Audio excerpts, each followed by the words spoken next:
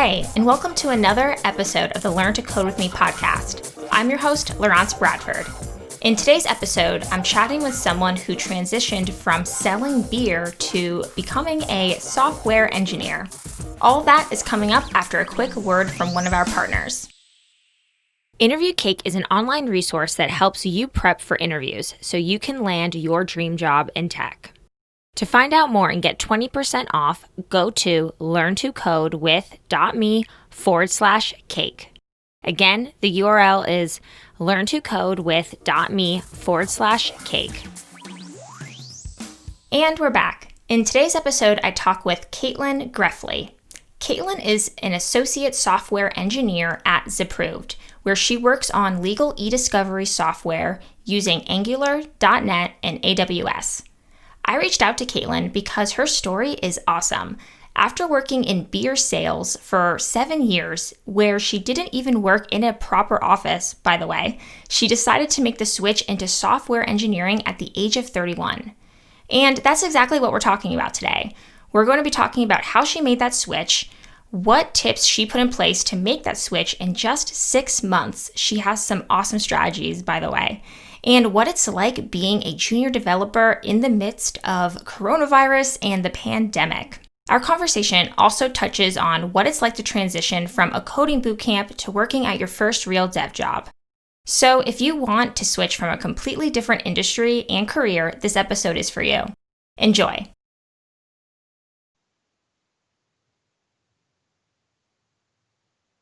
Hey, Caitlyn, thank you so much for coming on the show. Hey, thanks for having me. So I just want to get right into it. Can you tell us how you got started in software development? Sure. So I basically did not know that this was a path I was going to end up on. I came from the beer industry. I was selling beer for about 7 years before this. And I just realized I wanted to change. And one of the parts I liked about my old job was data analytics. And so I started going down that path. I even applied to a boot camp for data analysis, and I got rejected because I didn't know any coding. And so that was kind of the first that had crossed my mind that I could get into kind of a more tech career. And I never thought of myself as techie. I'm not good with computers. When the printer is broken, I have no idea what's going on. But I just started kind of playing around with coding and on like free code camp and stuff. And I pretty quickly realized I liked it and I was ready for a change. So I made a quick decision to jump into a remote online boot camp called Thinkful. And I was in that for 6 months. And then luckily I got my first job offer pretty quickly. And I'm 7 months into being an associate software engineer. Oh, wow. That's awesome. So you were selling beer for 7 years. What did that look like briefly? I honestly don't know much about, I don't know, is it the beverage industry or? Yeah, the beverage industry. It was a lot of fun. I got to travel a lot. My most recent job, I had a territory that was from San Francisco, Lake Tahoe, all the way up to the Canadian border.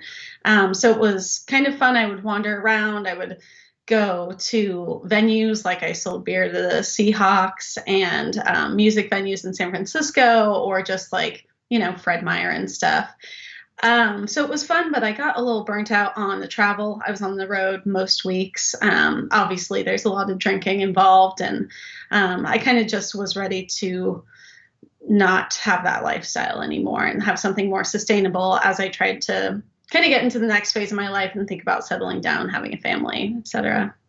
Yeah, I can imagine that would require lots of travel and obviously taste testing and things like that. And it could become a lot. You said something though in your introduction that I thought it stood out to me. You said that something with the data analysis piece that stood out to you with your job in the beverage industry. So did you work with data when you were selling beer? Yeah, I did a lot actually. In my last job, I was working with a lot of chains like Fred Meyer's, Buffalo Wild Wings, and they're very data-driven companies. And there is national data on beer, very detailed. Like I could pick a small town in Minnesota and tell you how many 6-packs of, Deschutes IPA they've gone through this week. There's just kind of massive amounts of data out there. And so I really enjoy kind of digging through it to find a story and to like help people make better decisions about the beer that they brought in.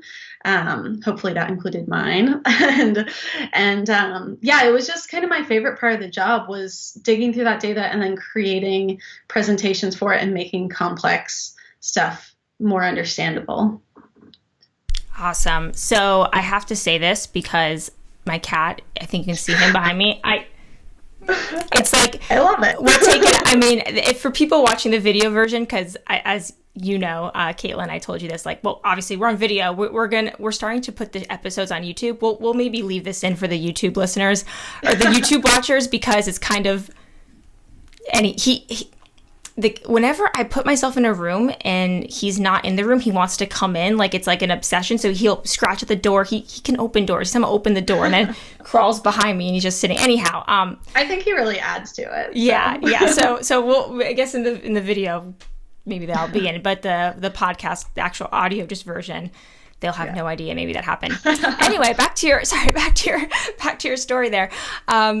So you mentioned you applied to a data analysis bootcamp, and then instead you ended up going to Thinkful. And did you do the software engineering? I know they have a handful at Thinkful, but it's online, right? Yeah, so I think when I enrolled, it was called Full Stack Flex. Now I think it's called the Engineering Flex program. And it was basically, I think they said like 20 to 30 hours a week of all remote, all online, like on your own schedule. I wasn't part of like a cohort or anything. Like I made the decision, sent in my money, and my first day of school was the next day after they received it. So it's kind of like at your own pace, and it worked really well for me because I wanted to keep my job for the first half of the program. Just for financial reasons, I wasn't super interested in going into a lot of debt at this point in my life. And so I wanted something that I could really work around, like the odd schedule that I had being in the beer industry. Right. That makes sense. And yeah, I feel like to like fully quit your job and go to a coding bootcamp is such a big decision that it totally makes sense to me why you would want to do both at the same time, especially as you were getting started. So, upside down. Oh my God.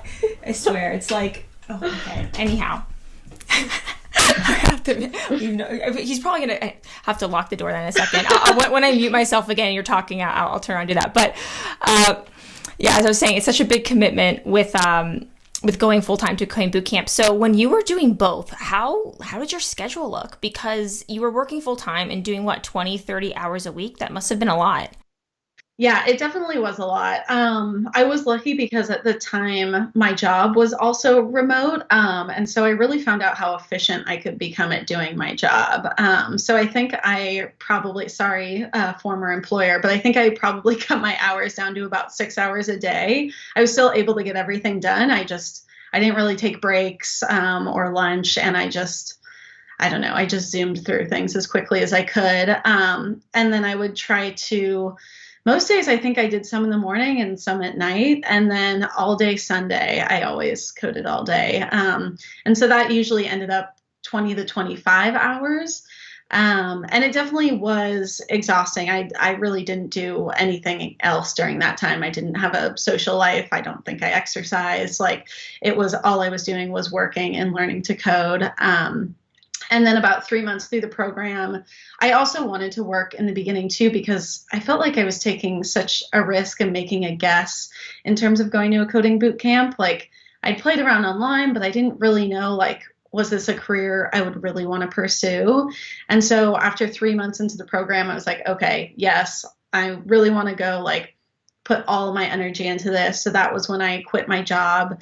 And I picked up some kind of side jobs to get me through the rest of the program. But at that point, I was putting in 40 to 50 hours a week, either in the program or like applying for jobs, social networking, all that stuff.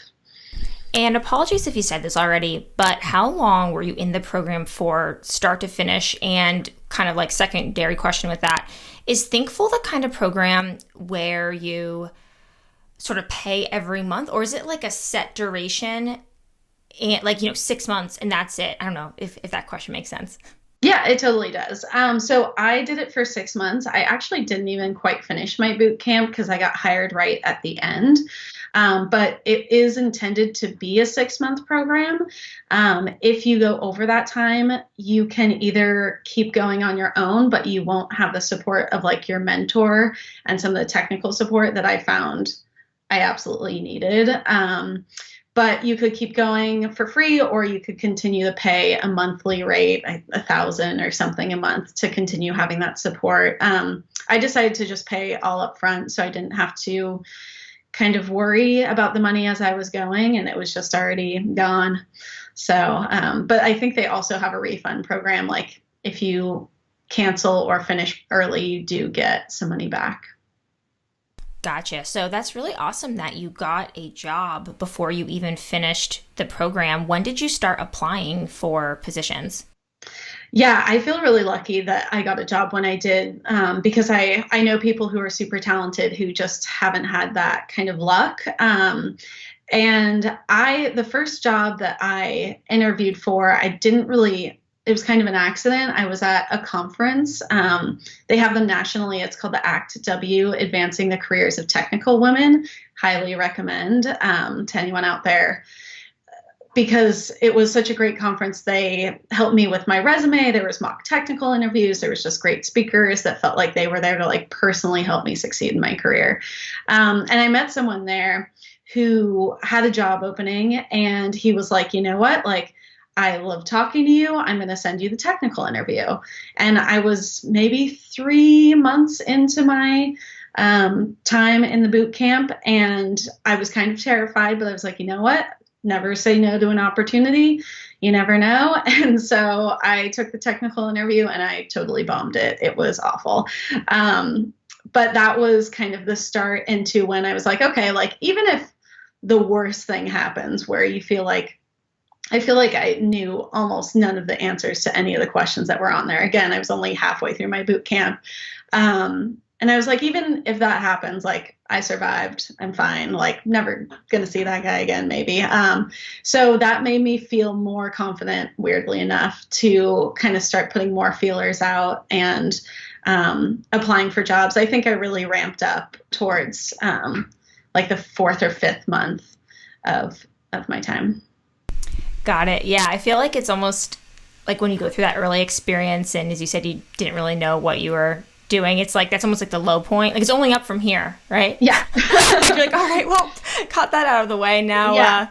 I can better prepare for future ones. Have you found that like other jobs you interviewed after that, or you applied to, interviewed for, was the technical interview similar to what you experienced that first time?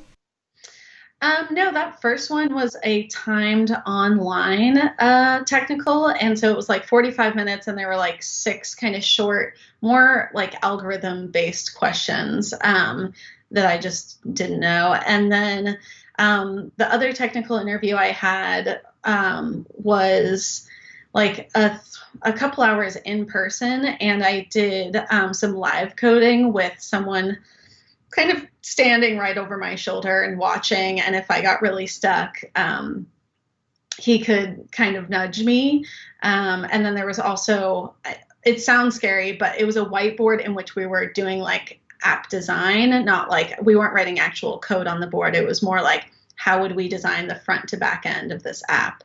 And then the job I actually ended up landing didn't have like a traditional technical interview. They asked a lot of technical questions.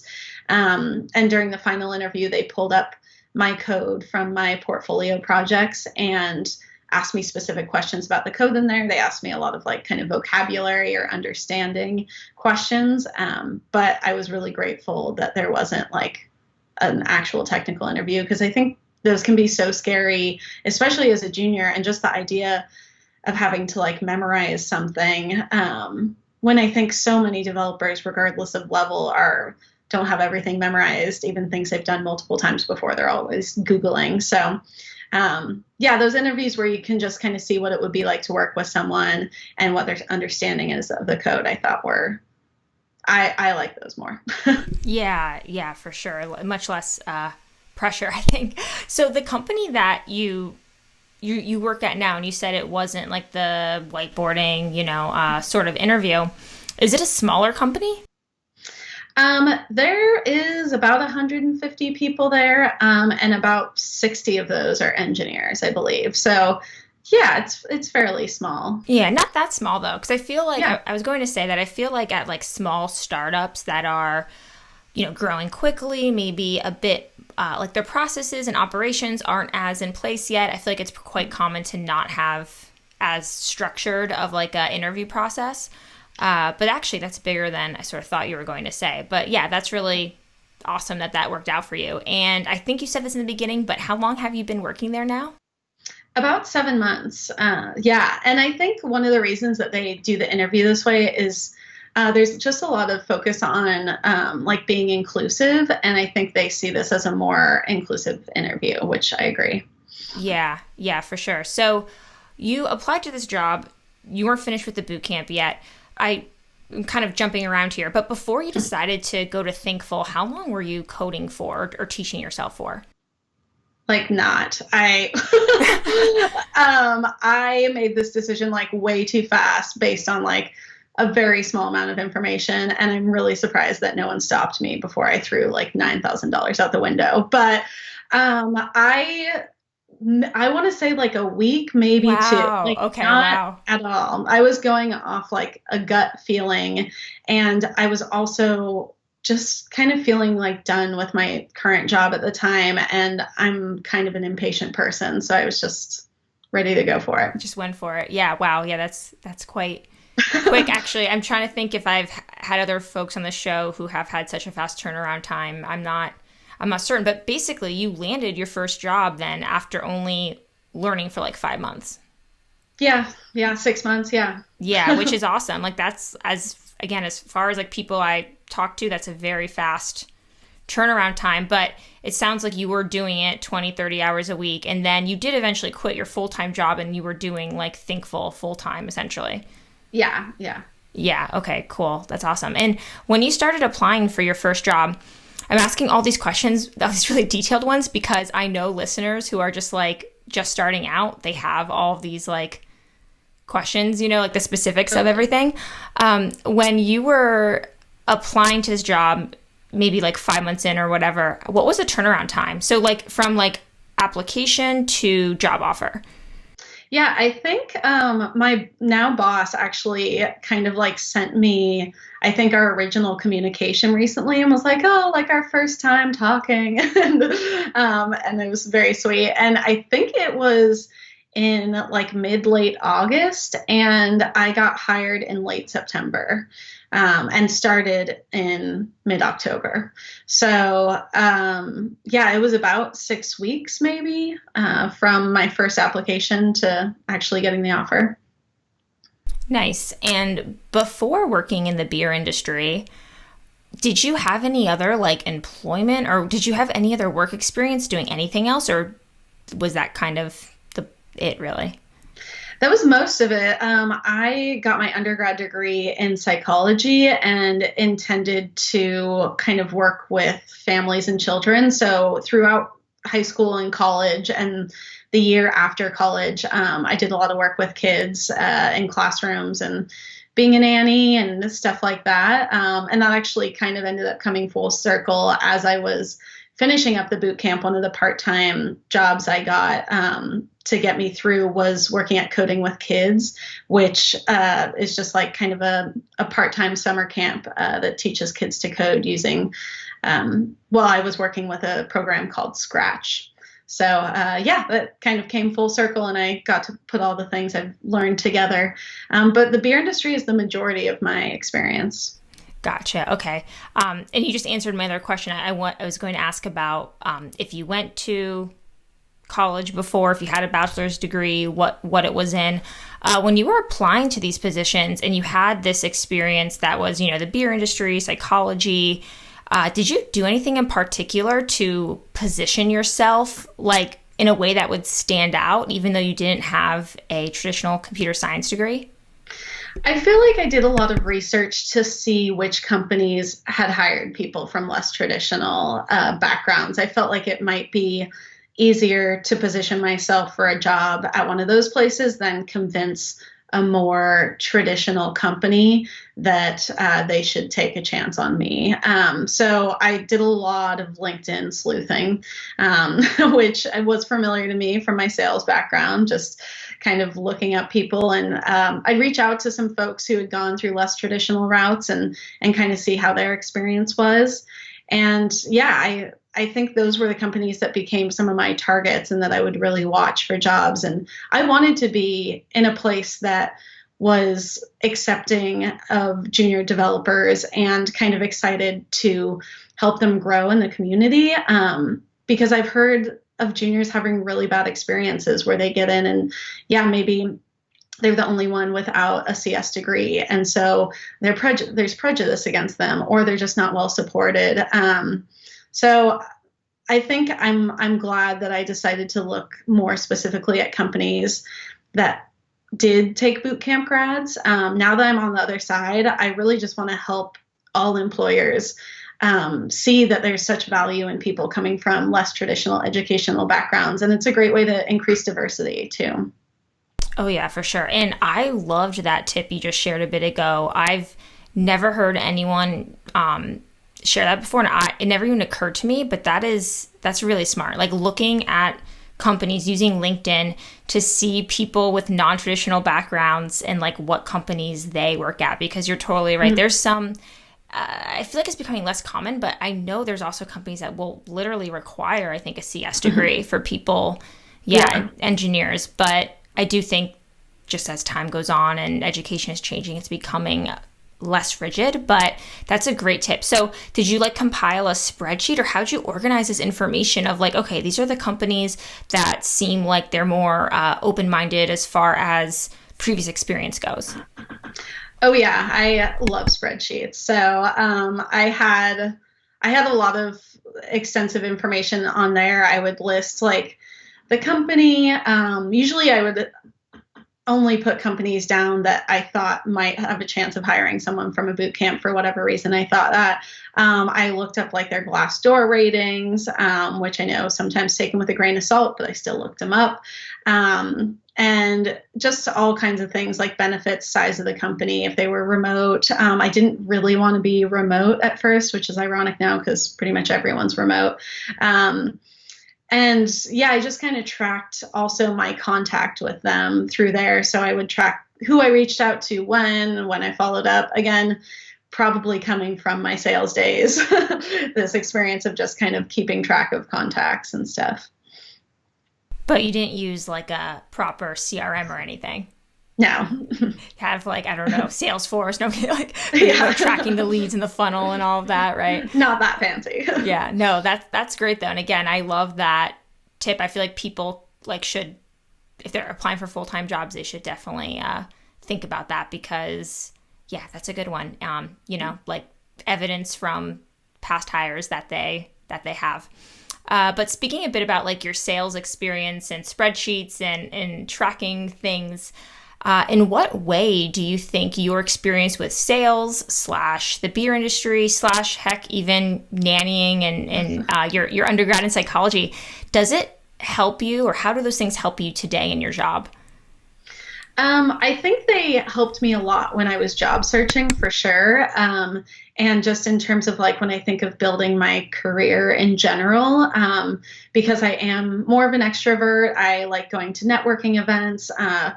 Reaching out was something that came easily. I wasn't afraid to kind of do the like cold call on someone, basically just find someone random on LinkedIn that I admired their career path and send them a message. I will say that I had pretty good success with it. I convinced a fair number of people to sit down for coffee with me or chat. I found that people in this industry are very like giving with their time and generous, like they didn't know me or owe me anything. So I think all those things helped me to get a job, because I think there's so many, like, I know for the job that I ended up with, there was 200 applicants in the beginning, and trying to differentiate yourself from that stack, really just knowing someone, even if it's just kind of sending them a message, either through Slack or LinkedIn or Twitter, that will help them recognize your name when they're going through that pile. So just doing those extra little things, I think were really helpful. Now that I'm in the job, I think that probably just the communication skills I got from sales or my comfort with it, it's been super helpful to, in the beginning, I feel like you have to ask so many questions and you have to try and be more communicative to learn. And I think that that's something that's been really helpful for me. Yeah, that makes a ton of sense. So you said a bit ago, cold call. Do you literally mean cold calling or do you mean emailing? Because if you mean like truly like on the phone, like I'm like, wow, that's like, I haven't heard anyone be like, I'm just going to pick up the phone and call someone. No, not that, but like just like LinkedIn messaging someone I'm not connected with or don't know, or yeah, like on Twitter, one of the most successful things I did on Twitter was that I just sent a random tweet, maybe when I only had like 500 followers, and I asked if anyone would be willing to let me shadow them so I could put my education into context. And I got like 6 different people who I ended up shadowing. One of who was Scott Hanselman, which was kind of amazing. And he, like, everyone was just so nice and generous with their time. And so I feel like asking those questions, it just doesn't hurt. Worst case scenario, you get crickets, but whatever. Oh, wow. So shadowing, could you explain like what you mean by that exactly? Yeah, so I spent like half a day at 6 different companies or just with the people and kind of saw what they did in their day-to-day life. My boot camp was remote and I didn't know anyone in the tech industry. So I was like, I like coding, but like, what does this job actually look like? Because I know there's more to it. And so like I spent half a day at like Columbia shadowing someone there in DevOps. And that was really interesting. But I was also like, DevOps, I'm confused. What's going on? And then I, shadowed some people who did more front-endy stuff. And I was more drawn to that. And so it kind of helped me feel out kind of what environments I might like more in a workplace. It helped me understand like what people actually do with their day, and just like make connections. Everyone I met with was just such a like wealth of knowledge and information about what it was like to be in the industry. And I got to see so many different points of view. And yeah, it really helped me put my education into context. That's awesome. You have so many like great little like tips of things to do here. I guess I know people who do things like that, but I don't think I've had someone on the show yet who's done that exactly as a beginner. So that makes a ton of sense. When you put out that request on Twitter, were you like kind of specific to the area that you live in, which is Portland, Oregon, right?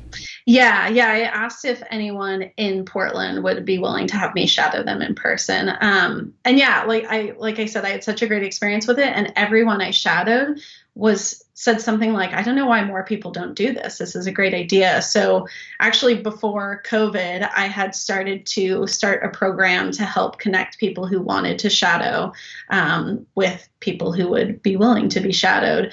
And so I want more people to have that opportunity, because I think people are willing to give a couple hours of their day to have someone just kind of sit behind them and like learn what they do. And it's like such an invaluable resource. Yeah, and I feel like if you're kind of weighing what career path to go down, like I think you said, like DevOps, front end, whatever, it can probably give you a good idea of what you like, what you don't like. Oh, that person's day seems really exciting. Oh, that looks like something I wouldn't want to do every day.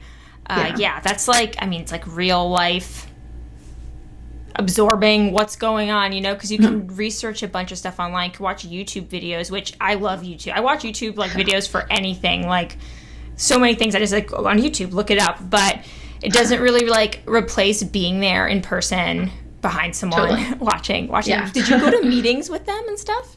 Yeah, they brought me into meetings. I went into like a sprint planning meeting. I just went into some stand-ups, some other just like, yeah, kind of everything. I had some people bring me along like I was just really their shadow. And then I had some people kind of sit down with me and explain what they did and their path into this role. And there's such a variety of experiences, and they were all helpful in different ways. Yeah. So, okay, you talked about like the LinkedIn sleuthing, finding companies that seemed to hire people from non-traditional backgrounds. You also just talked about this of shadowing. You talked about, asking people to coffee, cold emailing, all of that. Is there anything else that you did in those early days that you think helped you learn more about the industry, make connections, get the job you have now?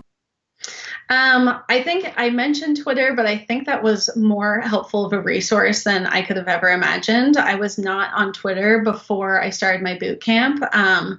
And I started an account around tech, I think on the first day of my boot camp, and just thought, hey, this will be a place where I'll write things that I don't know or things that I'm learning and maybe meet some other people in the industry. And it was such a valuable resource because I would get stuck and I would say, like, I don't understand React. Like, does anyone have any other resources? And there'd be like 50 responses of people leaving resources and like giving suggestive hints and just like cheering me on. And I was just amazed at like the supportive tech community that there's on there. Obviously, not every single person is supportive, but the vast majority. And then I also think, like I mentioned it kind of before, but making that personal connection with someone, whether you whether they work at a company that has a job you're interested in or not, like I think just making those connections were really helpful. So I joined all the local Slack groups. Women who code. Here, there's PDX Women in Tech. There's like a startups channel, and there's always jobs being posted, and reaching out to a specific person instead of just applying, I think was super helpful in terms of, for one, it could tell me pretty quickly whether I was wasting my time applying or not, because some places say 2 years of experience required, and they really mean being a junior from a boot camp is fine. And some places say 2 years and they really mean 2 years or more. So just making those personal connections were really helpful. And I think it just made me feel better about my chances, just having people to talk to. Yeah. Awesome. That's great. So I want to switch gears a little bit. You're talking about all this stuff, right? Like in person, shadowing. Obviously, now at the time we're recording, at the time this is going to go live too, because it's not going to be that much longer after we're recording this. Obviously, coronavirus, COVID-19 is affecting like the day of lives for everyone across industries in varying ways. What has it been like for you as a junior developer, especially because you seem like very outgoing, very extroverted, you love to ask people questions, you love to get face to face. I know there's some folks out there who like don't like doing that, but you seem to enjoy that. What has that been like? I assume you're totally working from home now. Yeah, so I was fully in office leading up to this. There is some flexibility at my company. People will sometimes work remotely 1 or 2 days a week. I think I'd done it a handful of times, but I did really like being in the office, like seeing people. And so it's been about 2 months now that we've been working fully remotely. And at first it was really hard because I think it made me very aware of how many questions I had. Because if you're in person, you can just kind of swivel around your chair and be like, hey, what's that thing? And someone would give you a quick answer.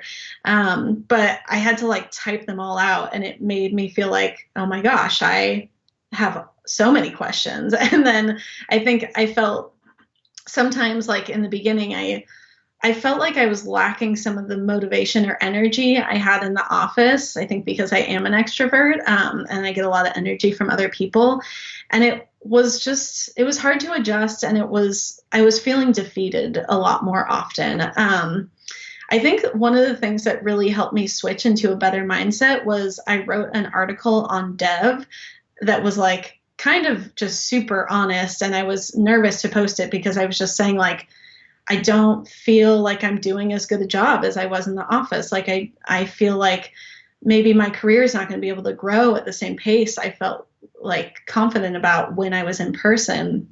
And I think just putting that out there really helped me move past it. And I got a lot of support, a lot of other people saying they felt similarly. And I've been able to adjust better since then. And just having more, instead of always just writing a message to someone, I'll request to do a Slack call. And so we will get face to face and I'll share my screen. And it can be easier than trying to figure out how to word your problem and get the other person to understand, because it is so much easier to just talk some things through in person. Oh yeah, for sure. One of the things I've been doing now, I've always like worked remote, at least since 2018 when I left my job to do this full time. But one of the things I do all the time, which is probably maybe very obnoxious for the people who get them, but I do Loom videos. Are you familiar with Loom? It's like a screen share, but I'll do it. So it's like my face and my screen, and I use it pretty much only for work purposes. Sometimes like to explain something rather than writing a long email, I'll explain through Loom. Or sometimes if I have like someone write me an email with a question like about should I go to a coding bootcamp or something, sometimes I'll just record a video, and all I do is I just have it on their email and I just talk out loud, because for me, typing a lot, I love to write, but I feel like it'd be faster and just easier sometimes to say things through video. Okay, sorry, that's like a kind of an aside. Yeah. But yeah, Loom, it's they do have a free plan, but then they have, I forget what it costs, because they have a certain like usage limitation of how many videos you can have, and they're super easy to share. Anyway, okay, that we'll talk about that later. I'm getting sidetracked here, but I think what you said about the lacking motivation at first, I imagine so many people felt that way. I mean, I know I felt that way. Like when everything was first sort of shutting down, I was like, I found it so hard to focus at home and really hard to get motivation. And like typically that's not really a problem for me, like to be motivated to do something. But yeah, that first like 2 weeks or something, I just felt really like, I don't know. Yeah, kind of like blah, like I'm not motivated. Yeah. Anyhow, I saw that article that you just mentioned that you posted. Either that's how I found you, or shortly after I found you, I came across that. But before I reached out, that sounds weird. I found like when I found you to reach out to you to come on the show. That's one of the things I looked at before emailing you and asking you to come on. But in any case, so you've been working from home now for 2 months, and but it's getting better, it sounds like, or you've adjusted a bit. Yeah, I think I have adjusted. I feel like just there's so much communication on our team, and I feel like everyone's kind of gotten more used to it. So, instead of having threads on Slack that are super long that no one can keep track of, we'll do little like campfires and like just get on a quick call with a couple people to talk something through. And I think the team as a whole has just figured it out better, and then I'm just more used to it. I think just adjusting the rest of our lives, like, not exercising or not getting social interactions as much, to me is like very draining. And so now I've found ways to get those things into my daily life again, which just helps in general. Yeah, creating like structure or routine, or trying to replicate, the things from before. That's what I've been trying to do, at least. Yeah. So another thing that just popped into my head when you were speaking, before you were working in like a very different job, right? Like doing sales, working in a beer industry. What was the transition like from working in a industry in a position to then doing software development? Like the team dynamics, like was that a learning curve? Like when you first started? I was really happy about it. I think I worked remote for 5 years before landing this job. And I had a lot of people being like, oh my God, you're going to have to go to an office every day. Like you're going to have that like cubicle life, as if it was such a negative thing. But I feel like I really thrive in that situation. And I had a hunch that I would. I'd never had an office job before, never worked in an office a single day in my life leading up to this. But I just thought like that routine and the like kind of consistent social interaction and having a separate space to go to that puts me in more of a work mindset, I felt like that would be something that I would really like. And I did. And I figured if I don't, then there's plenty of remote software jobs out there anyway, and I can go find one of those. Yeah. So you were 31 when you decided to make this career change.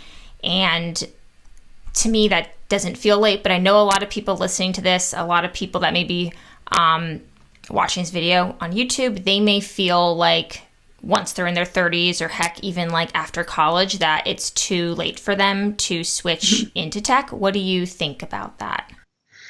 I mean, I had some of the same feelings. I think that's one of the reasons I chose a boot camp, is because I was thinking like, wow, I'm 31. Like, I want to buy a house. I want to have some kids at some point. Like, do I really want to spend 2+ years and like maybe $40,000+ to get a second bachelor's degree?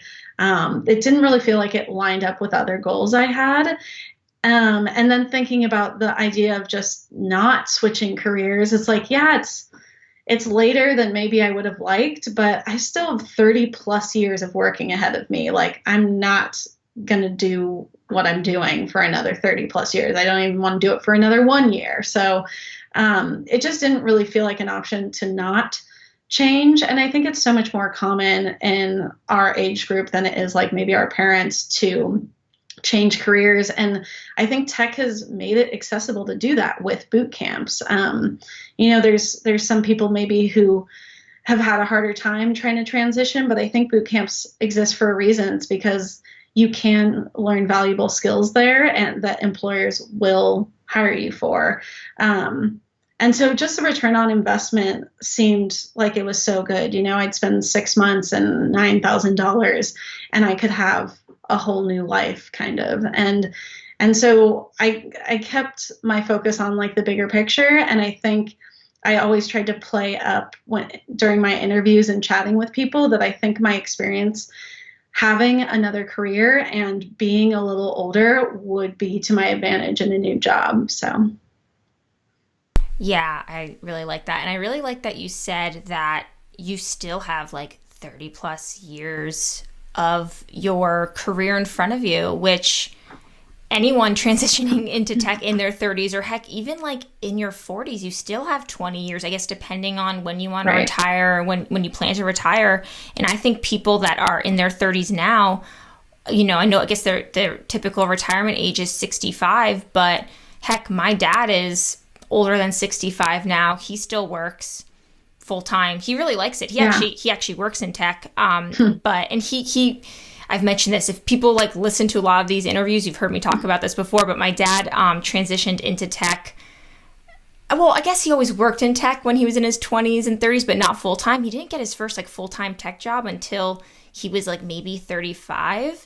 And he's been working in tech in kind of various ways since then. So the last 30 years. Yeah. And I mean, that was way before there was any of, boot camps or free code camp or dev or Stack Overflow or anything that was, helping people out along the way. But I guess the point is, like, it's definitely possible. And if you're unhappy in your career, like as you are, maybe tech isn't for you, but it's like, another 30 years, another 20 years being unhappy, like is, don't do that to yourself, Yeah. People change careers all the time and make it work. So yeah, for sure. Well, we're running out of time here. I absolutely love talking to you. This was such a good conversation. Before we wrap things up, I wanted to ask though, if you just had any final advice or thoughts for people listening to this who are, where you were a year and a few months ago.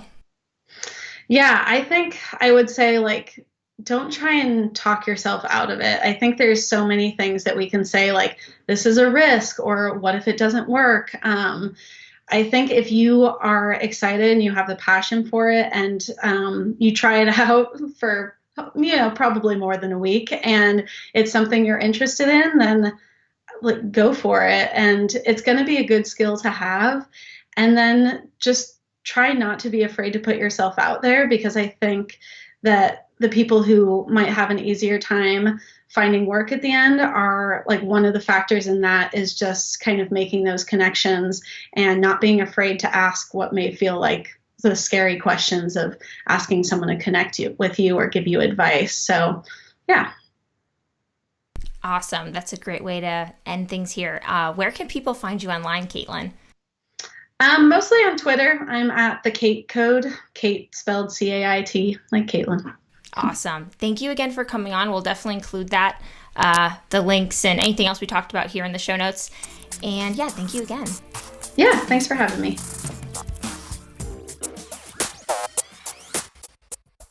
Thanks for listening. If you want a recap of this episode, you can find the show notes at learntocodewith.me/podcast.